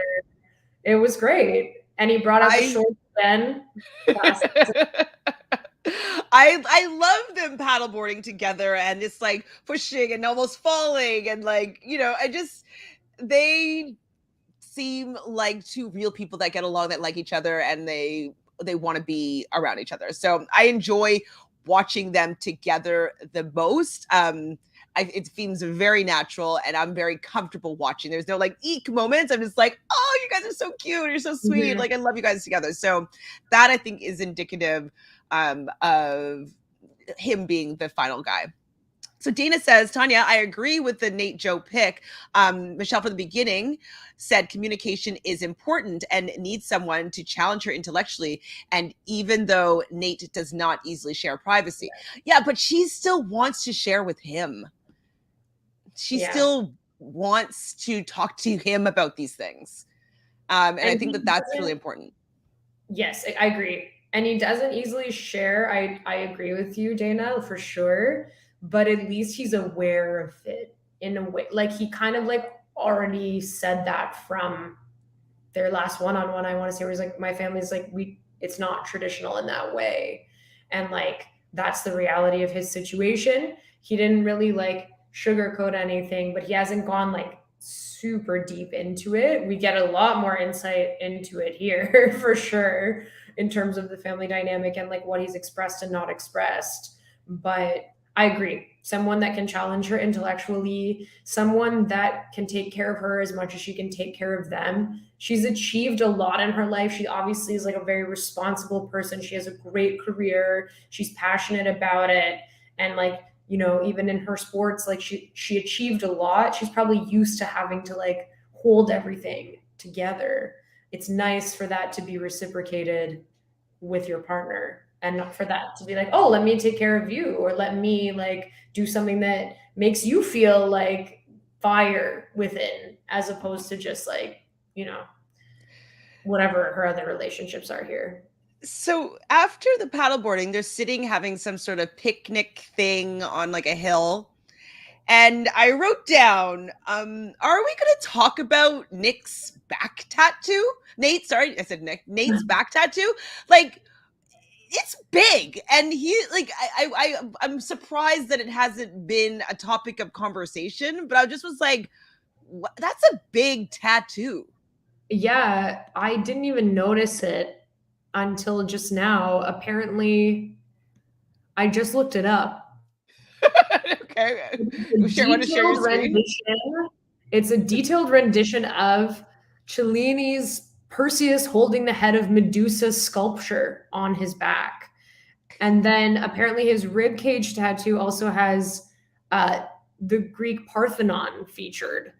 So maybe he's really into mythology. Okay. I did not know. It was just the tattoo was huge, and we've not ever mentioned really the fact that he's covered in tattoos, and they've never mentioned it on their dates, because that would be definitely a conversation starter. Like I'd be like, so like, what's the meaning behind this, babe? Like, He his tattoos very well. Like I like tattoos, and I think like I like body art in that way, but I feel like they enhance his hotness for me. I mean, I'm down with the tattoo. I got I used to think tattoos were the hottest things ever, and I've always like secretly wanted to have sleeves. And then I moved to Vancouver, and every single person, every single guy out there, girl, like everybody had full sleeve tattoos, that it just took away the coolness factor for me. So I still think that they're hot on Nate, absolutely, but for the most part, like now I kind of think of tattoos in general as like an armband tattoo or a lower back like tribal tattoo. You know what I mean? It's just like There's so many nice ones. I know, I know. Like I don't have any, and the only reason is because I cannot, for the life of Needles. me, make a decision on Oh, something permanent. You have to remember my sign. It's tough. It's really tough for me, even though my rising sign is Sag. I'm not impulsive. So, or I am impulsive, but not in that way. So I don't have any, but like I have plenty of friends that have like gorgeous like tattoos and really cool body art, like really nice sleeves or just like really nice pieces that they've gotten done. But like a classic like tribal arm tattoo, like whatever. No. I'm tattoo free as well. So I've always wanted the only thing that I ever kind of thought about really getting is like I love spirituality, and I love Kabbalah, and I remember I was studying Kabbalah at one point, and so I wanted to have like the 72 names of God up like my inner arm, so that like I can reflect on like these symbols, but like I never actually went through with it. So The placement's nice too, though. I like along the arm. yeah, well, I wanted to be somewhere that could be kind of covered as well, but then I was like, oh, I work as an actor. Like, they would be so mad at me if they had to like, spend 4 hours covering up my tattoos. Like, I didn't want to become unhireable. So that's definitely another reason. For acting purposes, it is more of a tough choice in terms of where you want to place it, because I either need to get covered up every time, or you put it somewhere where like your costume will usually cover it. So they're going to be meeting Nate's mom and his stepdad, and they're divorced, but they're still going to come together to see him, which I thought was pretty awesome.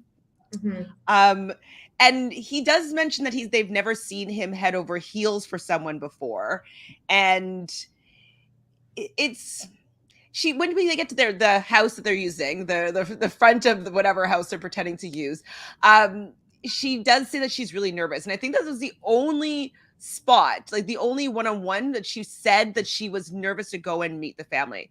And so I'm thinking it's because A, she cares about him and what they think about her the most. And B, it kind of piggybacks on that, because Nate's stepfather has never wanted to see him with a woman, meet any of his partners or anything like that. And so they never really had that kind of feeling. So her being the first one, I think that's also on top of that, a lot of pressure. Did you have any thoughts about this? I think I mean, everyone, including Michelle, is talking about how like maybe it's a red flag that he hasn't like brought anyone that he's dated home or whatever. And like, I don't know if it's as big of a red flag as people think, especially given the context of his family situation. Like, I too like come from a household where we didn't talk about pretty much anything, and especially not relationship stuff like that. So it was never like something where I had like had my boyfriends or whatever like come to my house. Like it's just like not discussed. I don't think that it's a red flag. Like I would hope not. Stay with me. Like I've never watched Relationship for a someone to very meet long your family. time, so it clearly worked out. But like I think if anything, it just goes to show that there's a lot of room to grow there, but at the same time, he also wasn't just bringing people around to bring them around, you know? Not to give him too much credit here, but at least it wasn't, it's like someone that I'm seriously dating and like, you're not. Like, there's something important to the fact that it's happening here. So Tamika says she is also a Sagittarius rising. Yes. Love that energy. So Charles apparently is going to be very honest. And what? Oh, and his mom gave her candy from Canada, which I think is awesome. I wonder like what was in there. I wanted to see what the candy was. I wanted to see like it was going to be like Smarties and Mars bars, and what else is Canadian? They don't have. Do they have Reese's Pieces? Yeah, I think they do. Oh, I thought like I know maybe Mars and Smarties. Like Smarties are not like rockets, which is what Smarties are there.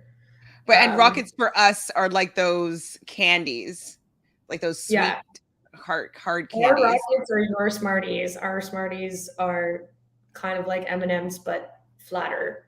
And different taste. They taste different. Yeah. Like the chocolate's different or something. I don't know what it is. But and the coating, the candy coating is maybe thinner. Yes. Ketchup chips, I think, are Canadian. Oh, true. Yeah, dill pickle chips are Canadian. I don't know what else is Canadian candy. I'm curious what was in that bag. I know. I thought that they would actually show us, which would have been so fun for us Canadian people. But maybe that's what the outro should have been, is like opening that bag of like Canadian goodies. I loved when Nate was talking to his mom, saying that he was so happy that he came. His mom's name is Leanna, and it doesn't want him to feel the pressure of, an engagement.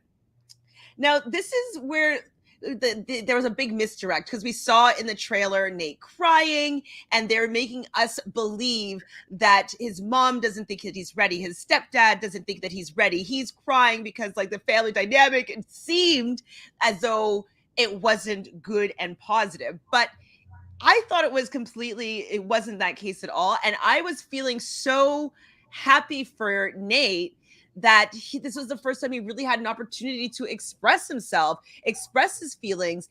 And we had that moment when he says for the first time to his stepdad that they love each other, and like having that exchange back and forth, I thought was really amazing and really positive. And I thought it was a positive reflection of what Michelle is bringing out in him. Now, you already kind of touched on it, and a lot of people are being like, well, he hasn't felt this before. And even his stepdad said, like, you've never felt these feelings before. Are they real? And I have to say that there's a lot of people that have been in love before that have gotten engaged and it not working out and it working out. And so for that to be the barometer of saying that it's not necessarily a good relationship kind of frustrates me, because I wouldn't want his heart to get broken because of this. That might send him in the opposite direction of never wanting to fully express himself, never wanting to be open this way, because the one time where he really felt that it was true and real, he got his heart completely broken. So right now I'm on the fence the side that I think that Nate should, like, maybe not an engagement, fine. If they don't get engaged, I'm fine with that. But to still go full force into this relationship, I don't think it should be a deterrent. And I think it's hard, like, if you haven't experienced that before, then it's kind of discrediting the fact that, like, maybe it is his first love and maybe that is the one. Like, there's some people that are in relationships where it's like they met their person and they're with that person and that person is their partner and they don't end up seeing anybody else after that. Like, there's plenty of relationships that exist like that. I don't know that that's like what percentage, but like that discredits that that's like a very real experience that some people have. And even if you haven't been in a position where something's this serious, you can definitely weigh it against past experiences and feel that it's different, right? Like, I know that for a fact in terms of my own relationships. Like, when I love someone, it feels extremely different than like other things that I thought were love before, no matter what importance that relationship had in my life. Like, I could tell immediately the difference in a lot of different things. So I think that that's valid. Do I think anybody should be getting engaged after hanging out for a month? Probably not, but that's the name of the show. So it's probably going to end in an engagement here. I can understand the skepticism about that concept for sure. Like, from a regular, like, not signing my contract away to be on a reality show sanity. Yeah, no, like probably not. You probably shouldn't do that. But I think he's identifying that this is very different and very real. And it's kind of similar to Joe. It's enabled him to get to a next level emotionally in a way that seems positive for him. It seems like he initiated that on his own. So, And also, though, like the fact that the family didn't seem to be the type of family that allowed him to bring people home that he was excited about, that he was falling for. So yeah, they may have never seen him like this before, but it doesn't seem like they created an environment where he felt okay with sharing these things before. And so, like, he's saying with his mom, like, oh my God, we never had conversations like this before. Saying to his dad, we've never said I love you. We've never like, I've never told you about people that I enjoy, and you told me that I could never bring a girl home to meet you. So like, he's kind of rocking a hard place. It's like, I'm finally feeling like this person, like, I'm bringing them home because I want you to meet this person. And you're being like, well, he's never really brought anybody home before, so I don't think that he should go in at full fledged. And I was like, I get it. As you said, the skepticism, I understand, but I don't think like, the fact that he's never brought someone home yet should be the defining factor as to whether or not this is he's having real feelings. And yeah. I don't know why I did this to myself, but I listened to Nick Viall's recap about this episode, and he really, really infuriates me because he said, he goes, like, Michelle is smart enough to not pick Nate. Like, What? she is intelligent enough to know that Nate is not the guy. Nate has never been in a relationship. And she just kept on being like, she's an intelligent woman who's shown how she has great discernment. And she'll just, like, he'll go and give this big, like, list on, like, how great she is. That there's no way that this great woman would pick a fixer-upper or pick somebody like Nate that is probably not ready for an engagement. And I was just like, your engagement didn't work out, buddy. So, like, shut up. Like, I was just very frustrated that he was now qualifying that if Michelle, as an intelligent woman, as he's claiming her to be, chooses Nate, he's going to disappoint him, that she's not as smart as she thought she was, that she's making a mistake by not being intelligent in her decision-making process. I was livid. Why does he think these things about Nate? Because of the fact that he's never been in love before or shared a love relationship with his family. I mean, like, Colton was the Bachelor. Like, what the fuck is this guy talking about? Like, we've literally planned entire seasons around someone who's never experienced love before. Like, give me a break. I mean, it's pretty rich coming from him, of all people, someone who has completely altered his identity since being in this franchise. Oh, now he's engaged. Like, he's the authority of, like, whether or not someone's ready or not. Like, Yeah. I feel as though he thinks Joe is the pick. So No. I don't think so at all, to be honest. But I think that she's willing to meet Nate where he is And I think that Joe is further back than Nate is.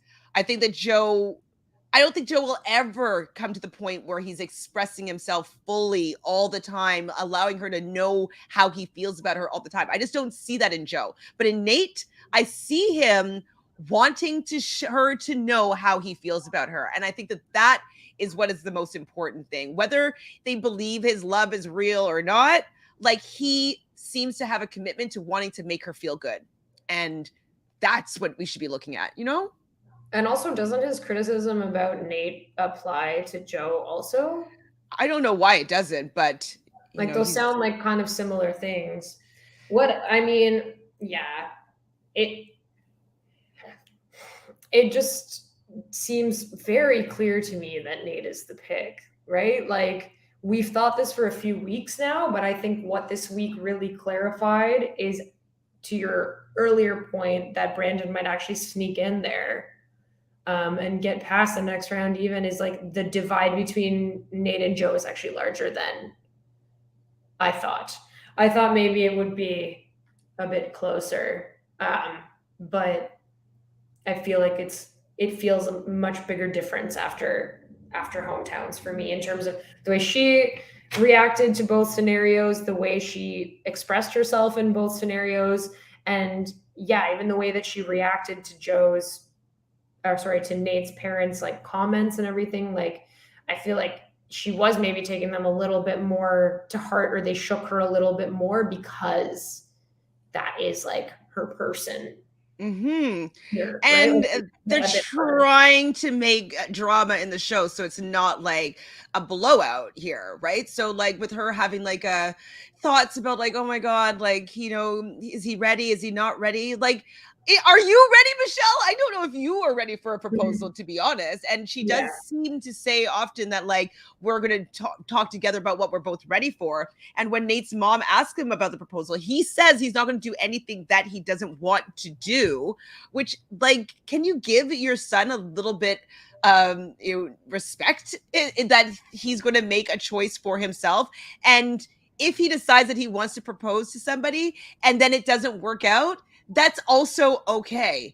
You know what I mean? It's okay if it does. Look, it just happened with Blake. Why? Like, that's okay. And it happened with you, Nick. That's okay. And it's happened with all the bachelors, pretty much. Like, how many bachelors are still together? Like, look, it happened with every single one of them. They don't stay together. So why is this him not necessarily being ready for an engagement? Why is that your barometer, Nick Vial?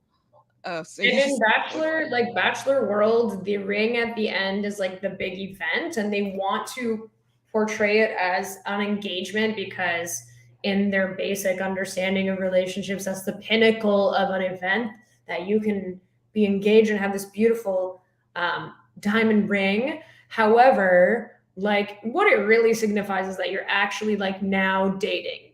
Like, that's what it really means. And then the people that have actually gotten married, like, then almost either like got engaged again, like JoJo and Jordan, or still haven't even been married yet. You know, like, they take their time to get there in their own way because they get through that dating phase, which happens. So it's like, yes, it's an engagement. And yes, I get that that's a very serious thing for some people, but it's a reality show. And the engagement is really kind of just like, we're going to be together. And that's really what it is. You kind of just have to accept that you're doing the engagement on national television, which is wild. Don't get me wrong, but both Nate's mom and stepmom only called him Nathaniel, which I thought was very interesting as well. So they definitely have a different view of him than he has been with Michelle. And so his stepdad even said, like, I've never seen you smile like this before. And so maybe just take that more so as an indicator of that he's feeling something completely different. And whether it's love for the rest of your life or not, I think that he chose to be on this journey. And if he wants to see it through, I think that we should be supporting him for believing that he's fallen in love with this woman and is willing to go to the next step with her right now. And if that changes, but life changes. Anyways, I'm annoyed with people like not supporting him, because I guess I can more relate to, I've never, like you did, I've never brought somebody home to meet my family, and I would say the next relationship that I have would most likely have to be the one, and like I would be introducing them to my family at that point, but they'd be like, oh well, you've never introduced us to anybody, so do you know that this is real? And it's like, well, you know what, it's real because I am introducing you to them.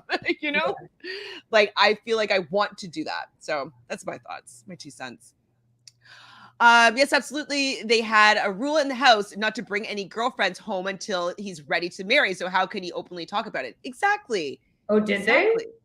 They said something. I don't know exactly what the wording was, but well, that also gives a lot of context to that too. That it's just like, of course, he wouldn't ever bring somebody home because yeah, he said his stepdad. He said that his stepdad said he didn't want to meet any of his girlfriends. Oh, okay.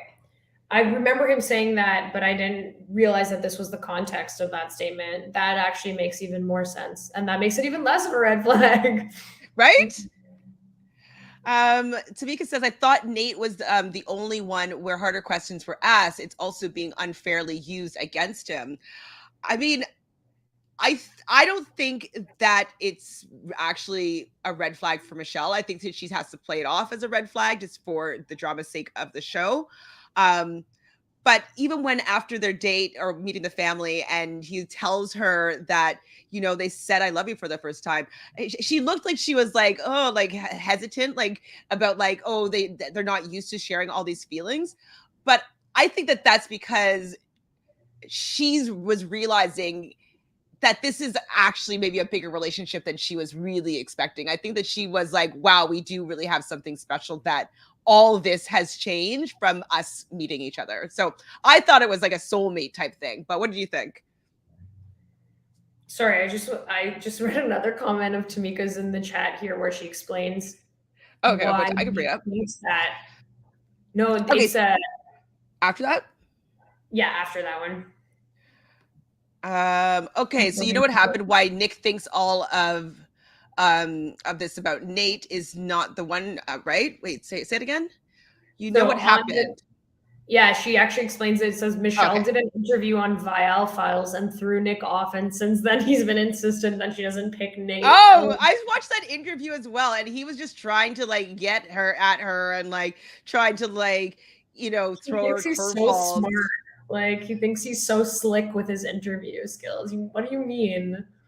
That's actually so funny to Mika that this is why he feels this way. Like he thinks like he interpreted it that way and he has this inside info. No, sir, you're wrong. I watched it as well, and like I didn't pick up on the same things that she picked up. He was picking up on, and he was like, "Oh, she like you basically admitted it. You basically admitted it." And I was like, "Did she? I didn't really see that." Also, she can't admit it. Like she kind of like purposely try and throw people off too. Like that's part of it. I trust Michelle's judgment, and I believe whoever she ends up with picking, she will have a beautiful relationship with. I 100% agree. I hope so, and I also trust her judgment. I think at the very least, like she's not bullshitting about the things that she believes. So she's going to make the best decisions she can make with everything that she knows. And if that leads to a nice relationship for her after that, regardless of engagement or marriage or any of that stuff, I just hope that for her. And I think she's got, you know, a good head on her shoulders and is capable of making a smart decision here. And yeah, we don't need you, Nick Vial, deciding on Michelle's actions, whether or not they're deemed intelligent or not, or what you think is an intelligent decision. If she doesn't make that same choice as you think she should, that makes her any less intelligent of a human being. He's so irritating. Hi, Mary. Thanks for stopping by just to say hello to us beautiful, wonderful ladies. I hope we're having a good week so far. Yes, Wednesday is my favorite day because all my favorite shows are on a Wednesday. So yes, I do love a good Wednesday. Okay, let's just get through the rest of this episode. I was boohooing though when he was talking to his stepdad because I know what that feels like as somebody like, yeah, I'm Aquarius, so I'm not necessarily that open with my feelings. I have empathy, but like I don't share all the time how I'm feeling. I don't really like that position. I'll listen. And so I was really connected with them having that moment, and I think it opened up a whole bunch in Nate, and that's, no matter what, that's wonderful. So no red flags for me. I think it's a green flag in my opinion. So they're outside the bench, just like they're loving bringing the family there together. Wait, the moment of potential panic. What did I write down that for? I don't know. I don't know. So I guess someone had a moment of potential panic. I don't know why I wrote that down.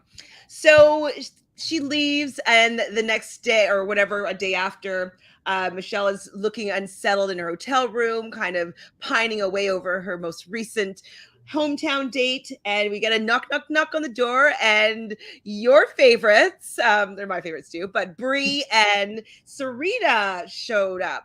Now I was on Ring Watch. Did you see if Serena had her ring on or not? Oh no, I didn't see. I wasn't paying Yeah. attention. I was like glad to see Bree though. I really really like her. Me too. I mean, they didn't really bring that much to the table. Kind of Serena reminds Michelle that she said that she didn't think that she's going to be able to be ready to get engaged. And Michelle says that she's ready to eat her words. So she is ready to get engaged, and got to a point of that with more than one guy, which is pretty awesome. I love that she was skeptical, that she still was able to find 4 awesome men that she could see a potential life with all of them. So I love that for Michelle. I love that they brought in a little bit more diversity with her friends from Matt's season being Serena and Bree.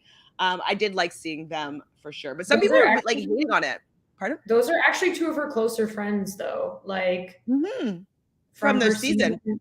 They really Absolutely. are. Like I've seen like I don't think I follow Serena P, but I follow Brie and I follow Michelle, and like during the pandemic, like they were like doing like Zooms together and like playing games online. I know they definitely visit each other often. Like I think those two girls are very close friends of hers. And I think Ryan as well, if you remember her, is also one of her close friends too, from what I've seen on social. I think she's friendly with a lot of them, but I know like I think she is close to They these two. actually. Yeah, I think that she probably said who from your season. I mean, those were also part of the final 4, right? So they spent the most time together, or she spent the most time with those two women, probably, and Rachel. And I think Rachel is still in there because I know she's hung out with Serena P and stuff like that in New York. So Rachel Kirkconnell is still, I Yeah. think, part of that foursome as well. Okay, Natalie says, I saw Michelle's interview with Billy Bush on Extra. She did not like it when he said he doesn't trust a guy, Nate, with Nate. a Y. Billy Bush said that? Really? I mean, Shut up, Billy Bush. yeah, shut up, Billy Bush. But like, his name is like, that's like an abbreviation of his name. And it's, anyways, it's just a Also, how very, many very Nate ignorant with a comment. Y's do you know? I don't know any Nates with a Y. It's not like I I don't don't trust. trust anybody named Billy. It's like, would you be like, the only Billy that I liked in my life was like Billy Baldwin. I thought that Billy Baldwin was cute, but Billy is not Billy. I only think of Billy from Days of Our Lives, and that's a girl. Anyways, I wouldn't trust a Billy, and I wouldn't trust a bush personally. Wild. Rude, so So rude. rude. I'd be pissed if he said that to me too. All right, so Michelle is pacing. She's I'm scared because Nate was really happy in all of his ITMs. And I'm like, oh my God, is she like not going to trust what she has with him and just really taking all the feedback of the family thinking that he's not ready? Like, oh my God, is she going to get right? I got nervous for Nate just because he was so happy in his confessionals. So the order, she chooses Brandon first, which I was like, whoa, okay. I thought Brandon was going to be on the button, but he was first. And then she chose Nate. So I was like, okay, good. Nate is safe. I can quell those feelings of nervousness. And then between Joe and Rodney, I think there's no contest. I think that she can see more of a romantic relationship with Joe.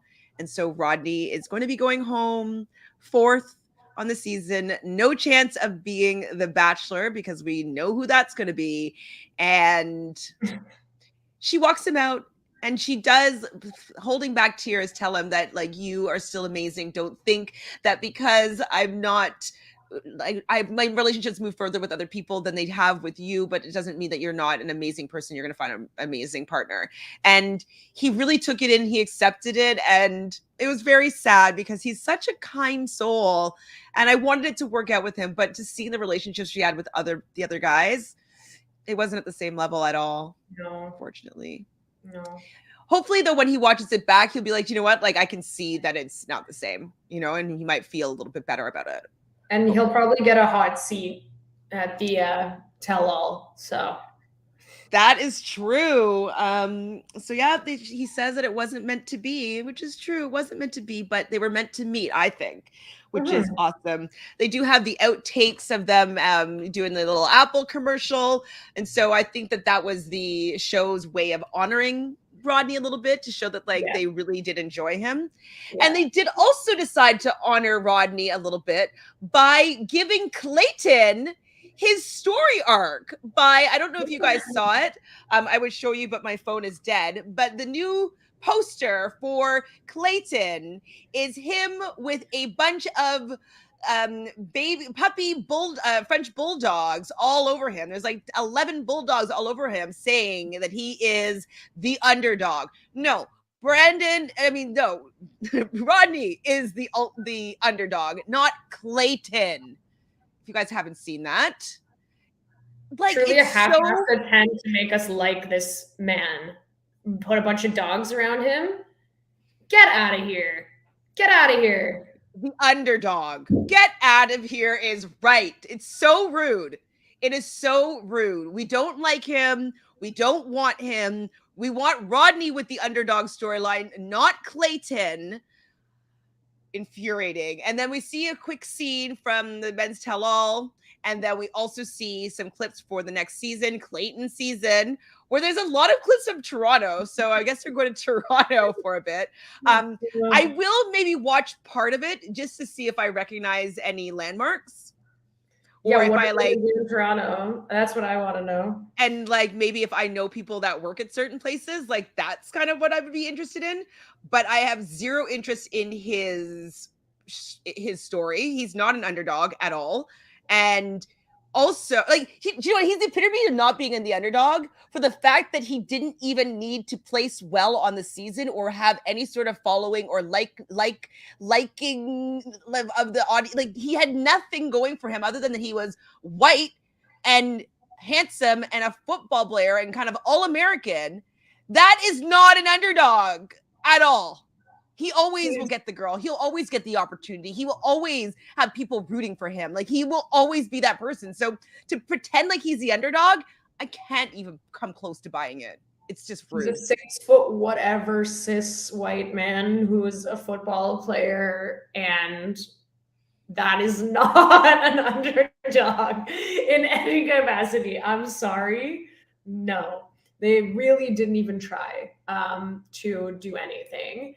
And to top it all off, and honestly, I'm not going to stop being pissed about this because I just think this is such a shitty choice anyways. But the footage that we got was trash. I didn't feel like I was even enjoying what we saw of that. I was like, ew, like this doesn't even look entertaining. What was his line at the end? His line's like, I'm so broken. No, I don't. There's no way that you're so over what? I can't believe she did that. I'm so broken. No, I don't believe it.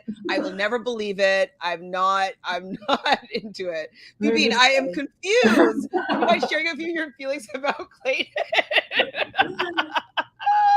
Those are my feelings so far. I think I'll have to hate watch the season, but I might come on live and just do like right after the episode, just like a rant. You know what I mean? Just be like, rah, like no notes, just like however I'm feeling about the episode, and then just like like record it and out. But yeah, I'm not going to be. I don't want to really be that But much now focused I'm on like, it. oh, like not only was this like engaged from early in the season for him to be Bachelor, and like that was weird that they invested in this, but it's like maybe like he was just a producer plant from casting from the beginning. I think so. Like I just don't even believe It's someone's like best friend. They're like, oh my God, you got this guy is amazing. He has to be the Bachelor. And they just pushed him oh my through. God. And they're trying to make somebody the Bachelor that it wasn't organic. Anyways, we talked for a long time today. Definitely this episode got me riled up. But thank you, Tanya, for being here with me. Everybody in the chat, you are amazing as always with the tea and the insight and the opinions. Yeah. Love having it. Please subscribe if you don't already. And lastly, what did I ask before?